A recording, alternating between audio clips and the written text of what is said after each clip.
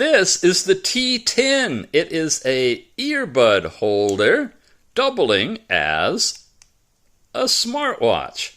This watch has nice capabilities to it: brightness, power, find your phone, and a music player that will, of course, allow you to play the music in your phone to your watch and your earbuds right here. You have all kinds of different things that it can track for you. You've got fitness area, which is your step count information, messages pushed from your phone when you're tethered to it. You have a stopwatch built in here, and it continues to run in the background, which most of them won't do. You saw it ran itself all the way up to 99 hours there. You've got your MAC address for tethering, overall settings and resetting the watch, brightness, languages, which you can switch between English and Chinese, and of course find your phone there too. As far as measurements, you can do heart rate, blood pressure, and blood oxygen, but only instant measurements. There's no continuous monitoring of any of those.